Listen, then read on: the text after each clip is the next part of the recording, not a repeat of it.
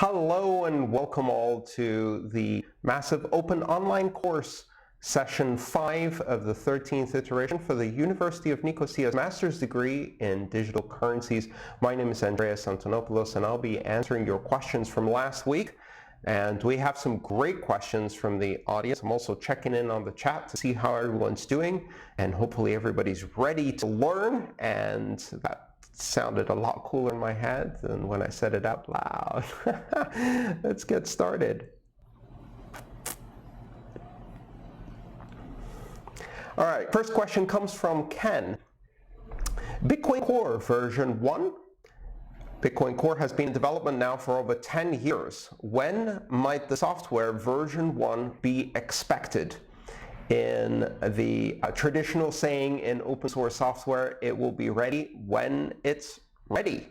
I think part of the reason that Bitcoin Core is version 19, 0.19 and not version 1 is because it's still considered experimental software, and therefore it is assumed to have still plenty of bugs and is still not fully developed or matured, and its feature set has not fully stabilized. It's still under active development, and you can see that if you follow the repository, where you see all of the various fixes and maintenance improvements and optimizations that are happening on a daily basis to Bitcoin Core. So Bitcoin Core is not ready for a 1.0 release, and it may yet be many years before we see a 1.0 release. I think part of the reason is to signal that this is still an experiment in progress.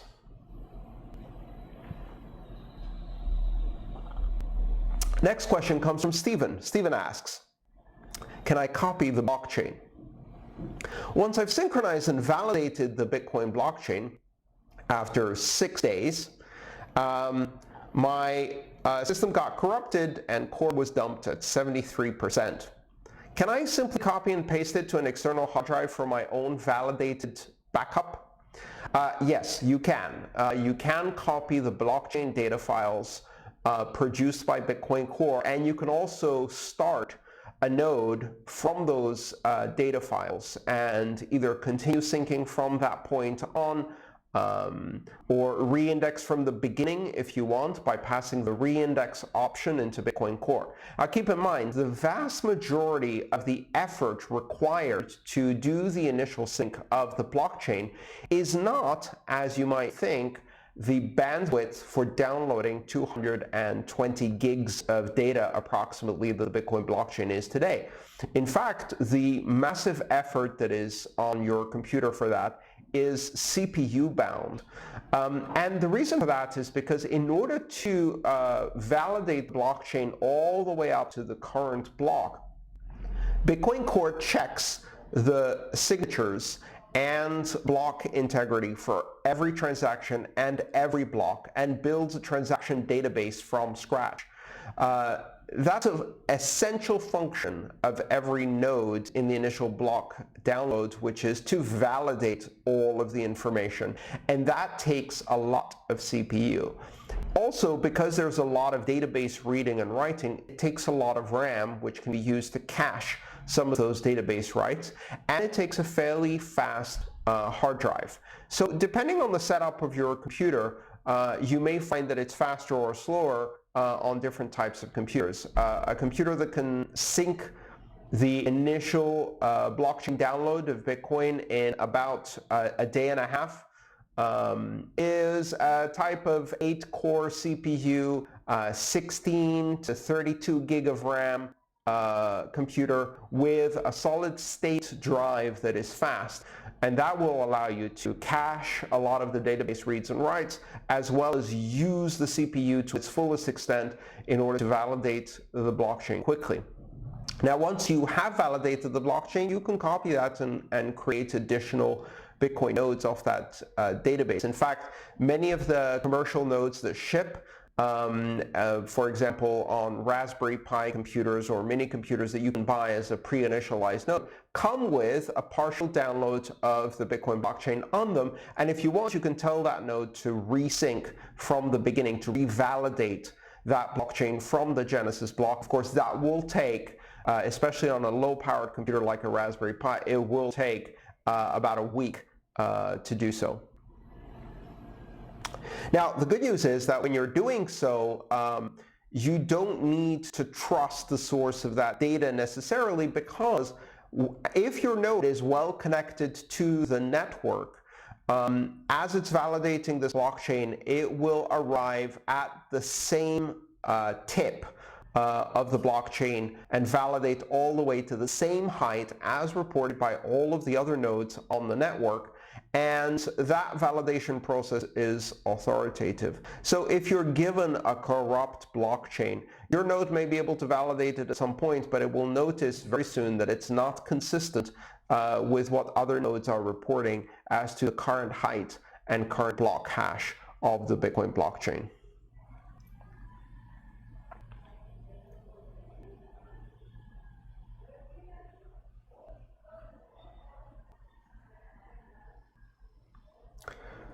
Thomas asks, not your keys, not your Bitcoin vote. Can you please elaborate how I am giving away my vote on what Bitcoin is when I keep my coins custodial? Yes. Thomas, if you think about it, having control over your own keys gives you a lot more than simply the ability to construct transactions. It also gives you the ability to access forked coins from various forks of Bitcoin that have been produced after you had value stored under those keys. And under some circumstances, it allows you to choose whether you want to move or sell those coins, and whether you want to move those coins to a new address or new wallet. So for example, if you have control of your keys, you can choose to spend coins on a fork. If you don't have control of your keys and a fork happens, maybe the exchange doesn't give you those forked coins and they keep them for themselves. So effectively, you have not had an opportunity to claim that value, therefore accepting the exchange's decision that that forked coin was not valid or not valuable to you. Furthermore, if you have control of your own keys, you can switch to a new address. We'll see in one of the questions that follow, and in this week's topic we're discussing segregated witness. And segregated witness introduced some new address types in the Bitcoin system, the so-called SegWit native address type, which is encoded using the Betch32 encoding, but also the ability to use SegWit wrapped in a pay-to-script hash 3 address. Now, if your coins are stored on an exchange and they're allowing you to do withdrawals only from a one address, a traditional address, you will have to pay transaction fees, or maybe the exchange is paying transaction fees for you based on that address type, and you're not able to choose the future direction of Bitcoin and to encourage others to use the new style addresses such as native SegWit addresses. So in general, that lack of control over keys means that you cannot construct transactions the way you want to construct transactions. You can't have your software configured to choose how to combine inputs, how much fees to spend, which types of addresses to accept or send to, and also how to exercise control over forked coins. That's a big loss of control over the system, and as a result, it reduces your ability to have a voice as to where Bitcoin is going, because a big part of power in the Bitcoin system is the economic activity of engaged users who have control over their keys. By refusing to produce economic activity on a specific fork or chain, you are effectively voting. And that economic activity constrains what miners can do. It's a lot easier for miners, for example, to produce a fork or change the rules if they know that all of the exchanges will follow them, and therefore the economic activity will follow them. But if you have control over your keys and you say you won't follow these rule changes, that leaves the miners in a precarious condition, because if the economic activity doesn't follow them, they've created a worthless coin. This is important stuff to understand about the essence of consensus and where the source of power lies in the Bitcoin system, how consensus emerges from multiple constituencies, and how users themselves exercise power through their economic activity and the choices that surround how they will express that economic activity. William has the next question. I know he's eager because I can see him in the chat asking about it. Hey William, we got to it, no worries. Stamped metal mnemonic phrases. William asks, last week you indicated you knew of companies you could recommend to stamp the 12 or 24 word mnemonic phrase into metal. I immediately thought of GI dog tags would be a great idea. But can you list some of the companies that do this kind of work, and what should we look for in a company that does this in terms of preventing them from making copies of my mnemonic phrases? Very, very good question, William. So first of all, dog tags are not a bad idea at all. If you have the stamping dies in order to stamp them yourself. The bottom line with all of this is you never give your mnemonic phrase to anyone, and you would never, ever trust someone else to do this stamping. So the vast majority of the companies that offer these kinds of systems offer them as kits where you do the stamping, etching, carving, assembly, or whatever of the steel backup of your mnemonic phrases at home with the tools that they send you. They send you a kit. Now, some of them send you tools for etching or stamping. Some of them send you dies or little tiles that have letters on them, and then you assemble it at home. Same thing would apply with dog tags. You can't trust just some random person who has a kit for stamping dog tags to do this for you. You have to do it yourself. Now, dog tags aren't the perfect model because they lack some of the special features that you see in these steel backup systems. For example, you would need several tags in order to fit 24 words, and you'd have to number each of the words to make sure you don't confuse the order in which they appear if you're putting it across multiple tags. Again, that's difficult, and there's no mechanism really to protect someone from simply seeing the phrase on the tag.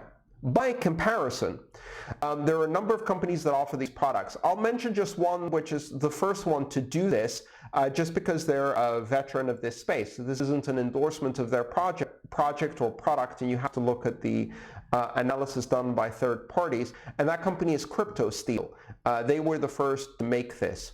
And so, for example, the model that they and others have followed is either a type of cassette or type of cylinder into which you put pre-stamped letter tiles or letter discs that have been shipped to you. So you get a box with a whole collection of little tiles that have letters. You'll get a lot of A's, a lot of E's, a lot of I's. You'll get a few X's and Z's as well. Kind of think of it like a Scrabble tile set. It has to do with the frequency of letters and numbers that you might anticipate to find. And you can use this not just for mnemonic phrases, but you can also use it to encode private keys or passphrases or passwords or derivation paths or other things you might want to store in order to create a good backup. But obviously the main use is mnemonic phrase. Now, there are a couple of different variations to this, but they do offer some additional interesting features. For example, these cylinders or cassettes where you put these tiles or discs can be closed and then either locked with a padlock, secured with a tamper-evident holographic tape, or even welded shut, so they have to be cut open in such a way that they are tamper-evident. You can see if someone has attempted to look at the mnemonic phrase inside, which is a really important feature for such a system. I also like tamper-evident plastic bags that you can buy, in addition to these mechanisms that you can put these inside the tamper-evident plastic bag. So that's slightly better than a dog tag, obviously, because with a dog tag, you could actually feel the letters or etch them onto paper, rubbing them. You could see them, or even if they're in a tamper-evident envelope or bag, these raised numbers and letters can be seen. Whereas when they're inside a cylinder or cassette that is smooth on the outside, you can't even x-ray them, and they're much harder to access without leaving evidence of the tampering. A very, very good analysis of this has been done by Jameson Lopp, who has done a heat and damage test on more than a dozen different products for steel backup of mnemonic phrases. Some very interesting findings, including that many of these have inadvertently used aluminum for some of the metal parts. And as a result, when they reach a temperature that is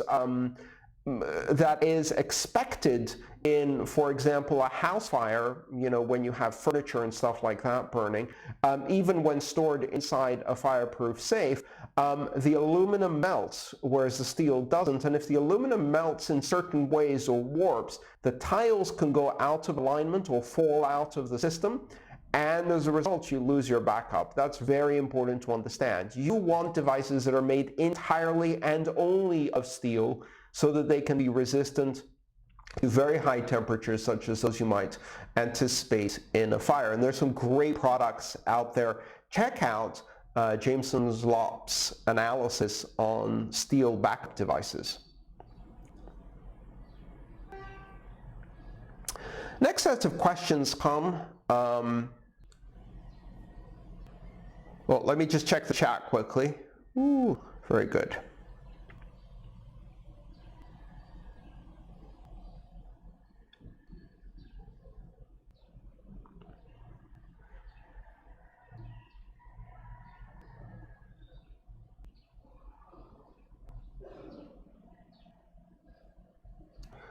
All right, on the chat, please keep in mind, I'm going to be answering questions that are relevant to the week 5 topics, and we're not going to be going, if you haven't asked a question during the week, you don't get to ask it now in the chat. We don't do kind of ad hoc, unless it's a follow-up or clarification in something I just said, which I will be paying attention for. So please remember, ask your questions during the week in the forum, so that we can collect the best questions and have interaction during the week. Now let's get back to the questions. The next section is on multi-signature, and there's a couple of questions here.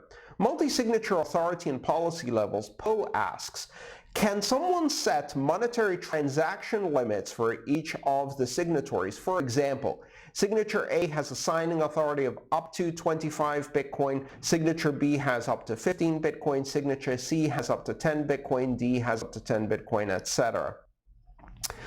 Can you do that with multi-signature? The simple answer is no, you can't. What you're describing is the type of policy system that can be done on certain platforms, but it's done as part of a custom policy that is done by one of the signatories and enforced by one of the signatories. It's not enforced by the consensus rules, and therefore it has vulnerabilities, meaning that it is possible to bypass the policy of the signatory and somehow, perhaps through a compromise of their keys, sign it even if the policy is a mismatch for what you've set.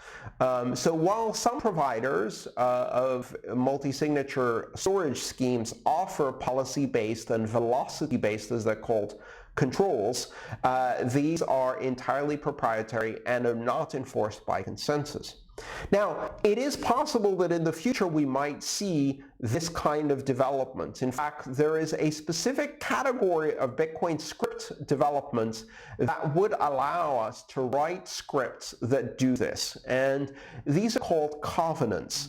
Covenants are basically script enhancements that allow you to constrain a Bitcoin UTXO not only to what is contained in the UTXO, but constrain it as to what transaction outputs it can create. So basically you can put restrictions on the transactions that are derived from that UTXO, including perhaps on covenants that follow that UTXO, meaning that you can only construct transactions whose outputs fit certain criteria, like, for example, you can say under this signature, the output cannot exceed, or the sum of the outputs cannot exceed 25 Bitcoin. So you could implement this policy.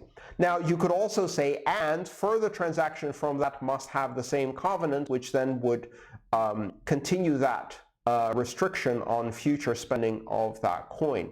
Covenants are a controversial subject because while they are extremely powerful, that power can also result in some unexpected and potentially damaging consequences.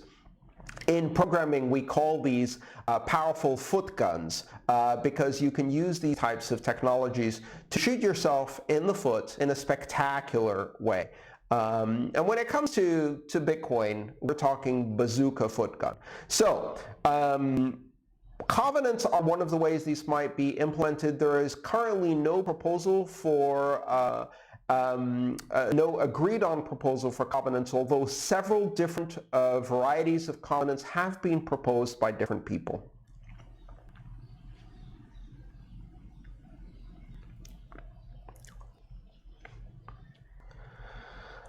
Thomas is asking if I always bring plastic plants to my live cast. Excuse me, sir. These are real flowers. And flowers always make life better for everyone. Last time they were plastic though, so I'll give you that. Multi-signature versus split keys.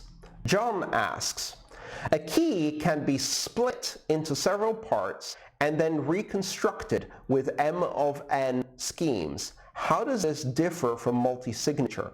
This is a great question, John. Let's discuss it in detail. What John is describing is a system that actually predates Bitcoin and was invented by A.D. Shamir. And Shamir is one of the co-inventors of the RSA algorithm, and the S in RSA stands for Shamir. A.D. Shamir invented a scheme called Shamir's Secret Sharing Scheme, or SSSS. Shamir's secret sharing scheme is a really interesting and powerful mechanism for splitting any secret into a number of constituent parts that have a quorum, meaning that when you split the secret, you can split it into shares. Those shares then follow an M of n rule, whereby if you can acquire in full M of the shares out of the total n, then you can reconstruct the secret in full. And that means any M. So for example, let's say you do a 3 of 15. You could create 15 different shares, and any 3 of them can be combined in order to produce the original secret, which allows you to do redundancy in splitting shares. Now, Shamir's secret sharing scheme is unique in another way, which is really interesting, which is that it is based on a basic mathematical function called a polynomial. And what it does is, it is pretty much, to simplify it, you know how you can define a line by 2 points, and if you don't have those 2 points, you can't specify a line. You need at least 2 points to specify a line, and 1 point doesn't give you a line, it gives you an infinite number of possible lines that intersect that point, a plane. Now, if you take that to multiple degrees or dimensions with a polynomial, you can say, you can create a polynomial where, for example, you need 3 points out of 15 possible points on the polynomial to specify precisely that polynomial. The beauty of this is that you can mathematically prove that Shamir's secret sharing scheme is equivalent to a system in which if you have anything less than the required number of shares to reconstruct the secret, it is equivalent to having 0 shares, meaning that it is impossible to break Shamir's secret sharing scheme, because if you're lacking one of the quorum shares, it is the same as having none of the quorum shares. The number of possible answers is infinite, and it's impossible to brute force. A fascinating mathematical structure. Great. It has a fundamental difference from multi-signature, and this is where the detail lies. With multi-signature, each of the keys for a multi-signature scheme is generated or should be generated independently by each of the participants and never shared with anyone else, meaning that each participant in a multi-signature scheme has their key, only their key, and never shares it with anyone.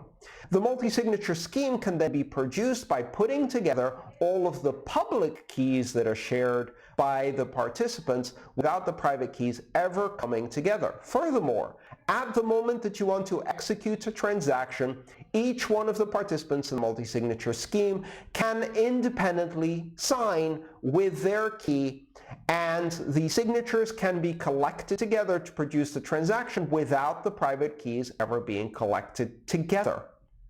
Again, the private keys never come together. This is the exact opposite of Shamir's secret sharing scheme. In order to produce the, let's say, 3 of 15 shares of a Shamir secret sharing scheme, you have to have the original key, the secrets that you're splitting into shares, in one place at one time, and usually is generated by one person. This person is known as the dealer in the secret Shamir's sharing scheme. The dealer has the complete secret. When they split it into shares, presumably they delete the original secret that just contains all of the information in one place. But there's no way to prove that they've deleted it. And therefore that secret has existed in one place at one time, and if it was compromised while it was created, or leaked, or a copy of it remained, then you have a problem, because then it doesn't take 3 of 15 shares to reconstruct the secret, because the secret already exists in another copy.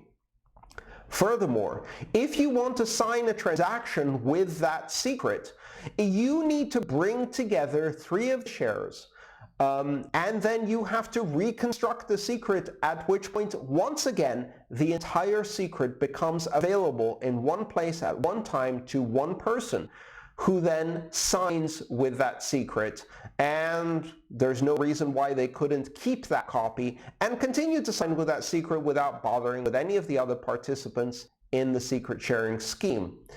So, secret sharing scheme is good for when you already have one controlling entity, and that controlling entity wants to create multiple backups, but there is no separation of duties and controls, meaning that you don't care about whether that one controlling entity can on their own execute a transaction before, after, or during this secret sharing scheme has been used. Multi-signature, on the other hand, offers a whole other level of capabilities. It's not just about redundant backup and the ability to put out shares. It is also about division of controls, separation of controls, or separation of duties. And these are information security terms that refer to the fact that no one person can ultimately execute anything without the collaboration, the active collaboration of others, and at no time does anyone have complete control over the system.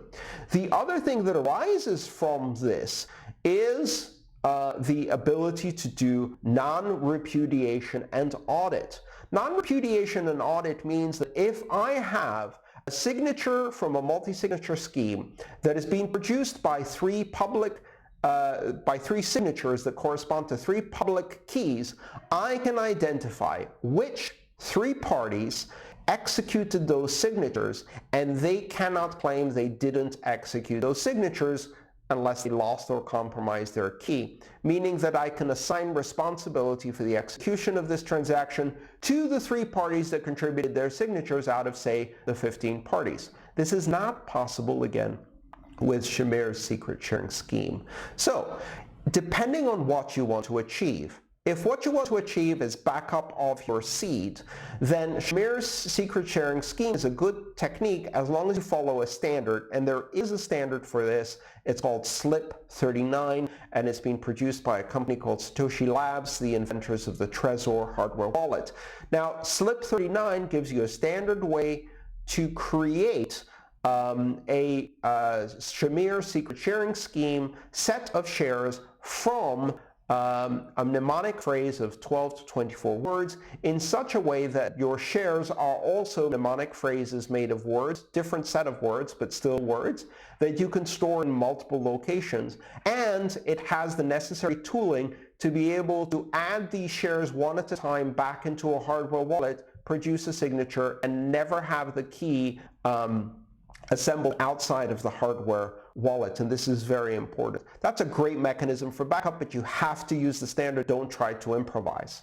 If, however, what you're trying to do is do separation of duties within, for example, a corporation, where you want to make sure that for certain types of transactions, for example, moving money out of cold storage, you have to have a signature from the CEO and the CSO and the CTO, then you need separation of duties, non-repudiation, and auditability of the scheme, and that requires a multi-signature scheme, which is much, much more secure. Furthermore, you can put each one of the components of the multi-signature, each one of the keys, on a separate hardware wallet. So you can have a 3 of 15 hardware wallets, or 3 of 15 mnemonic phrases, effectively multi-signature scheme, which requires a very high degree of security. This is a much better operational system.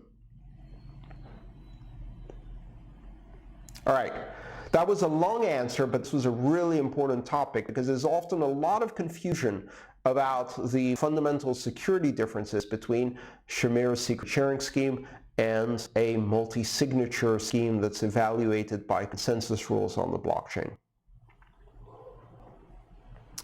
The next set of questions relates to segregated witness and transaction malleability. First we go to Ralph. Ralph asks, transaction malleability. I understand that transaction malleability is avoided by segregated witness, but has there actually been any large-scale exploitation incident of the non-segregated witness issue in the Bitcoin network in the past? Oh, Ralph, yes. Oh boy, yes, has there been. MTGOX was, among other reasons, taken down by transaction malleability, or at least so the story goes. We cannot be sure, but it appears that a very big reason why MTGOX was drained of almost 750,000 Bitcoin in 2013 was due to a bug that was exploited with transaction malleability, a poorly constructed exchange withdrawal system that depended not on examining whether inputs have been sent, but instead looked for the transaction ID to verify withdrawals, and when that transaction ID didn't appear, assumed that the withdrawal had not gone out and allowed an additional withdrawal, which means that people were able to withdraw again and again and again and again from the same funds, eventually draining the hot wallet, and due to a complete lack of controls over cold storage, draining the cold storage too, because it was refilled continuously. So, a spectacular exploit of transaction malleability led to the largest ever theft of Bitcoin from an exchange, the MTGOX failure of 2013. Now, transaction malleability is a difficult topic to understand, so I'm going to explain it a bit better, and Ken has the perfect question to do that. Ken asks, I still don't understand this even after reading the additional explanation. My understanding was, Alice sends Bob some Bitcoin. To do so, she must use Bob's public key in a digital signature she made using her private key. At this point, the transaction is immutable due to the ECDSA signature algorithm. This is the essence of a transaction. I don't understand how you could do transaction malleability. Well, it's not easy to understand, so Ken, you're not alone. Let's explain it. So the essence here is that when Alice constructs a transaction to send Bob some Bitcoin, the transaction parts that are signed are defined by a flag inside the transaction called SigHash. And the SigHash selects which parts of the transactions. For simplicity's sake, let's take the most obvious and most common use of SigHash, which is SigHash all. And that says that every part of the transaction that can be signed is included in the hash that is signed by Alice. Let me repeat that. What Alice is signing is a hash. What Alice signs with her signature is a hash. And then what goes into that hash as the input that is hashed is determined by the SIG hash flag. So when you do SIG hash all, the algorithm takes all of the inputs of the transaction, all of the outputs of the transaction, and signs that, including the transaction header. When it's taking the transaction inputs, however, a signature cannot sign a signature, right? Because the signature can't sign itself. If you take a hash of the signature and then you sign it, the signature changes the hash, which would need to be signed, which changes the hash, which needs to be signed, which changes the hash. It's a chicken and egg problem. You can't sign a hash for which the signature is part of the hash. The signature cannot sign itself. Now, what that means is that what the signature signs is the inputs without signatures in them, or the inputs with zeros where the signature would be. It signs all parts of the input, where the UTXO came from, so the transaction hash and output number from the previous transaction. It signs all parts of the output, that it's going to Bob, to Bob's public address, the amount that's going, etc. All of that gets signed. The only thing that doesn't get signed by the signature is the signature itself. So that's how the hash that is used for the signature is calculated. But that's not the same hash that is used for the transaction ID. The transaction ID hashes everything, including the signatures. And so now you have this really interesting edge case where what the signature signed is not the same transaction hash as the transaction hash we use to identify a transaction, the transaction ID, which includes the signature. One hash includes the signature, the other doesn't. Now, that means they're different. But what if you could change the transaction ID by changing the signature? And this is transaction malleability. What transaction malleability is a third party, not Alice, or maybe Alice, but a third party most often, being able to change the signature in order to make the transaction ID, the hash that includes the signature, different. Now, how can some third party change the signature without having Alice's public key? That seems impossible, until you realize that the signature itself is a number. Now, a third-party attacker can't produce that number without having the private key. And they certainly can't produce another number that will also validate against the public key without having the private key. That's the essence of ECDSA, the digital signature algorithm. You cannot produce a valid signature against that public key and against the message that is being signed without having the private key. Otherwise, it would be useless. But can you produce a signature that's the same number as Alice's signature, but looks different inside the transaction or produces a different hash? Let's say for simplicity's sake that Alice's signature is the number 12. The only way to produce the number 12 from this hash of the message that Alice signed would be to have the private key. It's validated against Alice's public key. The number 12 can only be produced by Alice because she has the private key that corresponds to that public key. She has the message and she can sign it. But the number 12 can be written different ways. Let's say, for example, we rewrote the number 12 as 12 plus 0. Now, if you rewrite 12 as 12 plus 0, and I'm validating that signature, it's still 12, and therefore the signature will still validate. It's still the same signature by Alice. I couldn't produce that number any other way, but I've just tweaked it a bit so it looks different. But the most important thing is the encoding of 12 plus 0 hashes to a different number than the encoding of 12. And you can think of various different ways of doing this. For example, when I'm encoding number 12, what if I encode it as 012. If you put a 0 in front of a decimal number, an integer, it doesn't change the value. But when you're hashing that encoding, and you're hashing that, every bit matters. That extra 0, when evaluated as a signature where you're doing arithmetic, is still 12, but when you put it into a hash function in order to look at every bit of that hash, it produces a different hash.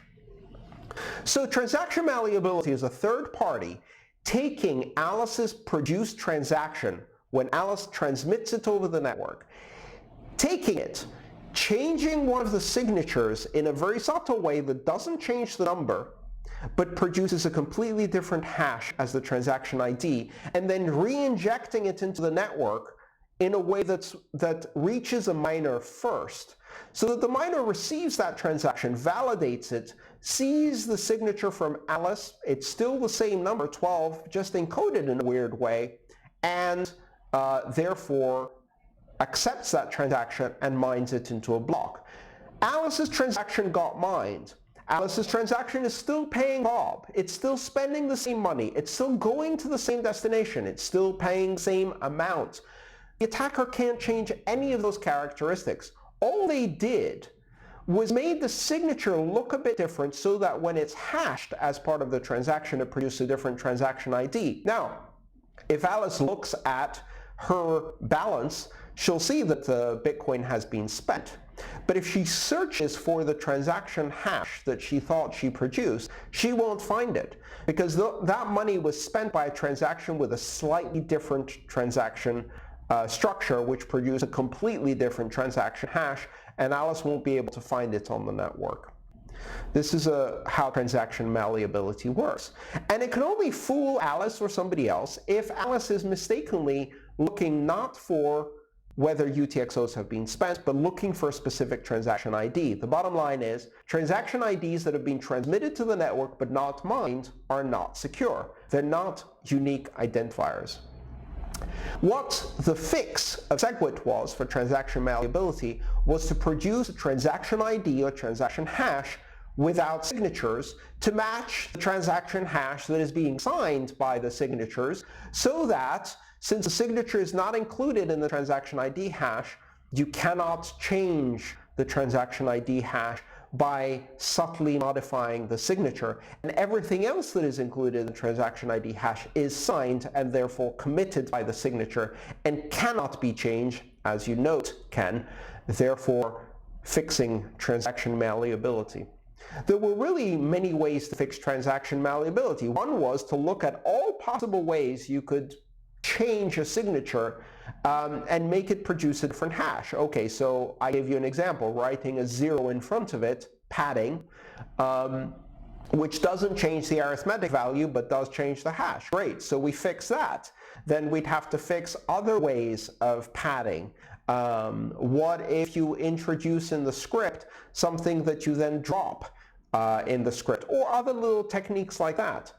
The problem was that the number of possible ways you could modify a signature was quite large, and trying to fix each one of them doesn't really address the root problem.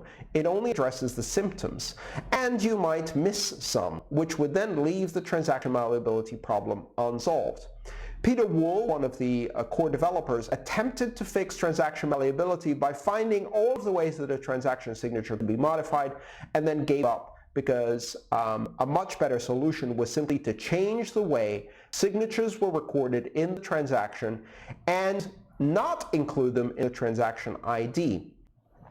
Segregated witness is the solution to that, and let's go to SegWit related questions in order to cover that in more detail.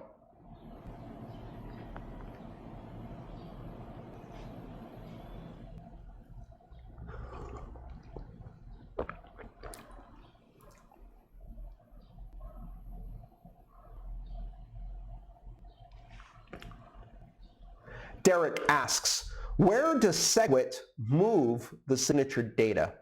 As far as I know, in non-SegWit transactions, the signature data is stored in the inputs of the transaction.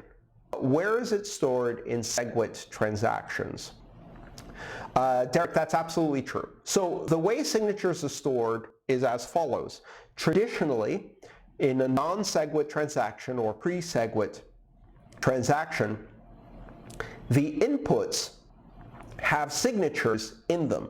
Each input has a signature that signs for that input and perhaps all of the other inputs and outputs in the transaction.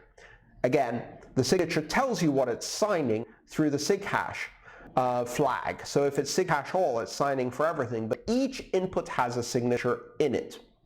That's required in order to do some interesting things with signatures, such as signing only one input and one output, a partial signature that allows you to do interesting things like coin join. But that's a whole other conversation. For now, let's take the simple aspect.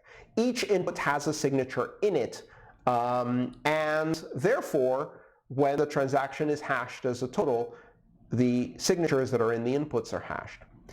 In segregated witness, each signature is replaced by something that is always valid to a client or an old node that's trying to validate that signature in the input, but cannot be malleated. And the actual signature that needs to be validated by SegWit compliant nodes that now follow the new rules is segregated. Basically, it's moved out of the transaction data. So a transaction is a data structure. Basically, it's an object that has specific slots where you can put things in the transaction, and some of those slots have variable size, so you can put a number of inputs and you can make that longer or shorter. And within the inputs, you can put a larger or a smaller signature. So it's a variable size structure.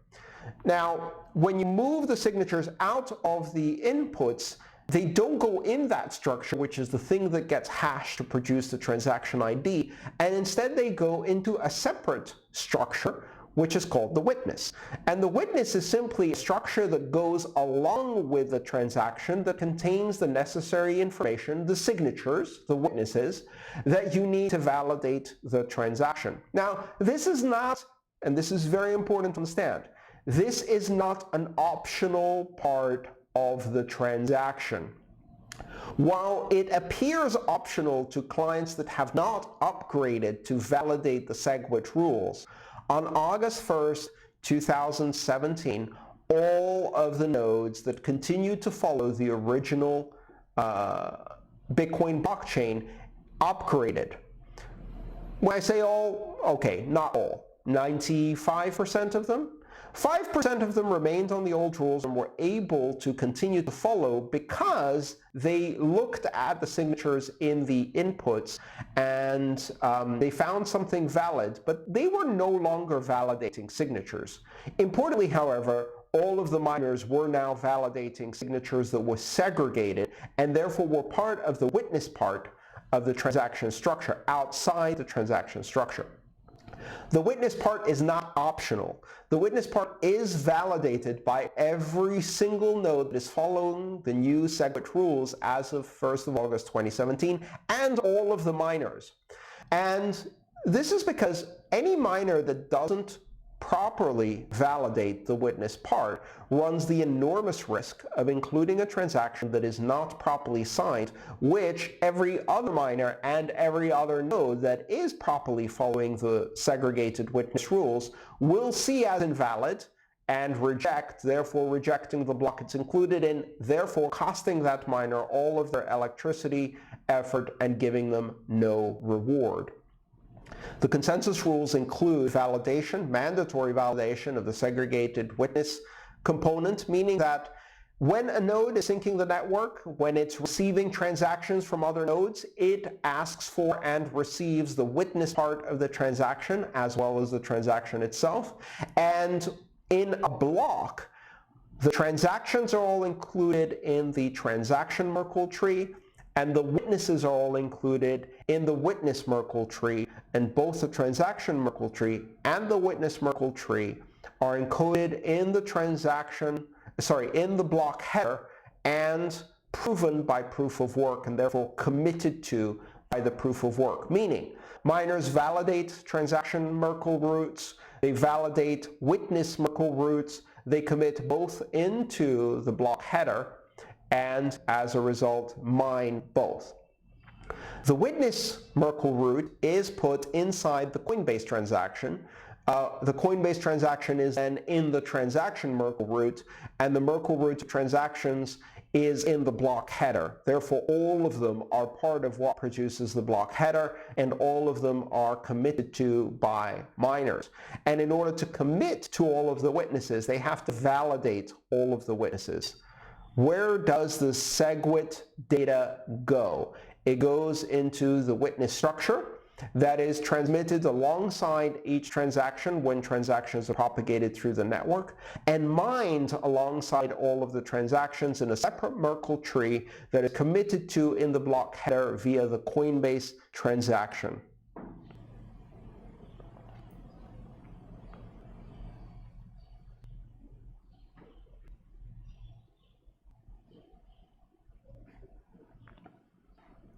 All right, we've got a couple more questions for the Lightning Network, and I'm going to cover those before we end.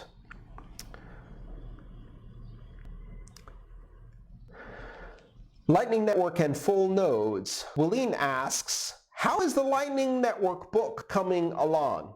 Great, thank you so much. The first 2 chapters have been drafted and are currently being reviewed and edited by a number of people who are participating, and chapters 3 and 4 are coming along nicely and should be done by the end of this month. You can follow all of that project and all of that process on GitHub. The book is written in real time by dozens of collaborators, and you can watch it being written and also criticize and edit and correct and review and comment. So please do, github.com/lnbook/lnbook. Is there any correlation between the number of full nodes and the Bitcoin price? That's not relevant to Lightning.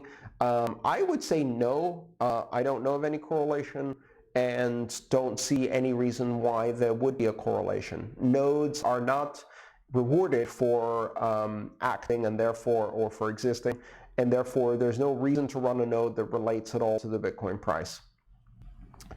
Mohammed asks about Lightning nodes and transaction validation.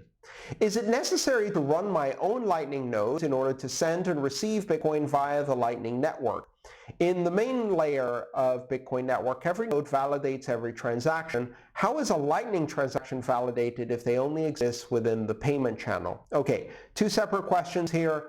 Mohammed, it is not necessary to run your own Lightning node in order to send and receive Bitcoin via the Lightning network, but if you do not run your own Lightning node, either as a Lightning node that's running on your smartphone talking to a Bitcoin Electrum server or Bitcoin full node, then you do not have custody of the keys. So the word Lightning nodes and Lightning wallet means a lot of things to different people, and you have to look at what components are included.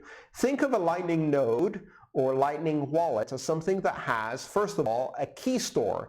If it has a key store and that key store is controlling the keys that control the payment channels and the Bitcoin and the wallet, then that is in your custody. Your keys, your coins. Not your keys, not your coins.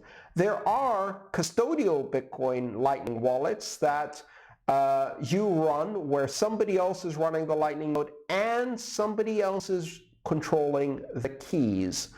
That's not different than a custodial exchange wallet. You do not control the keys.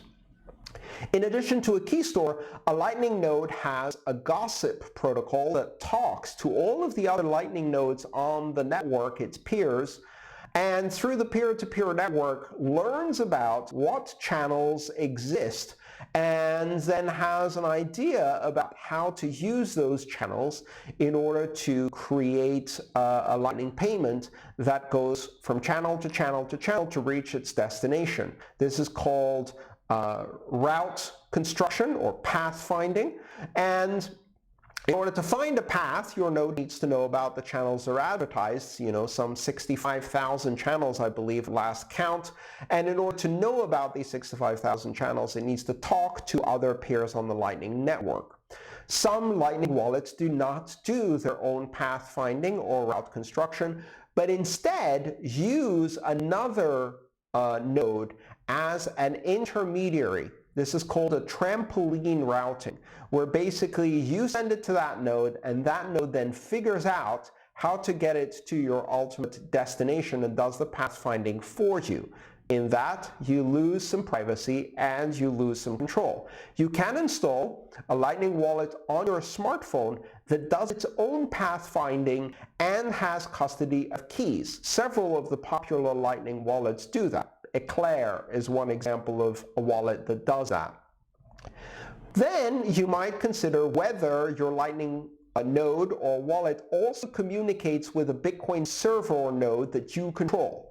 Now, if your Lightning node communicates with a Bitcoin node that you control, then it can also do enforcement of promises and protect you from non-consensual closing of channels and the propagation of prior state on the channel. It can act as a watchtower effectively. Now, if your Lightning node is doing that with your own Bitcoin node, then it's fully validating all of the transactions, and it's looking for Bitcoin transactions and blocks that can tell it how channels are being created, etc., etc. You don't need to do that. Your Lightning node could use a simple payment verification or lightweight protocol to talk to a Bitcoin node that is not in your control, a third-party Bitcoin node, for example, through the SPV protocol or the Neutrino protocol, and receive block headers and selected transaction information from other nodes. That's the same as a lightweight Bitcoin wallet that doesn't have a full Bitcoin node, but has keys and validates transactions, but just asks for those transactions from a full Bitcoin node, a full archival Bitcoin node. Now, again, that's a degree of control and trust. So to answer your question, if the Bitcoin network is validating transactions, how can a Lightning transaction be validated if it only exists within its payment channel? Lightning transactions are Bitcoin transactions, and in order to validate what's happening in a payment channel, a Lightning node or Lightning wallet needs to know what transactions are happening on the Bitcoin blockchain and what blocks are mined, and whether a certain output has been spent or not. In addition to that, Lightning wallets and nodes also validate messages from each other, from the peers on the other side of each of the channels they have. So your channel partner or channel peer is verifying the signatures that you're sending them in order to produce commitment transactions that may not be propagated to the Bitcoin blockchain, but ensure the security of your channel. Effectively, you are running a mini validation engine that validates transaction signatures and builds commitment transactions, valid Bitcoin transactions, but does not transmit them to the Bitcoin blockchain in order to maintain the security of your channel with your peer. But the only peers that are validating that channel are the two channel partners, you and your channel peer. And that's why you can scale Lightning Network better, is because the validation happens only between the two participants in the channel for each channel and not the whole network. And with that, we've reached the end. In fact, we covered all of the questions in topic for week 5. Thank you so much for participating and asking great questions. I saw some people asking, can I ask questions in the chat? We can have clarification and follow-up questions, and I do pay attention and try to see if there are questions that are relevant to something I just answered, where we may need some clarification or further elaboration. However, the questions are prepared in advance, and they're collected from the questions you ask on the forum. So I would encourage you to go and ask questions on the forum, have conversations on the forum, see if you can try and figure it out with your other students, because that way you learn more by having conversations about these topics on the forums. Those questions are collected and curated organized and prioritized so I have material to answer during the live stream Q&A for this MOOC, but I only answer questions in the chat if they're follow-ups. I do not answer questions that are original questions or off-topic questions that you didn't ask previously in the forum. Sorry about that. You have to do your homework. So with that in mind, ready for next week, session 6. Study hard, ask questions on the forum, and I'll see you next week for your session 6 questions. This is Andreas Antonopoulos. I'm your teacher for the Massive Open Online 13th semester 5th session of the University of Nicosia's Master's degree in Digital Currencies. Thanks for listening and have a wonderful weekend. Bye-bye.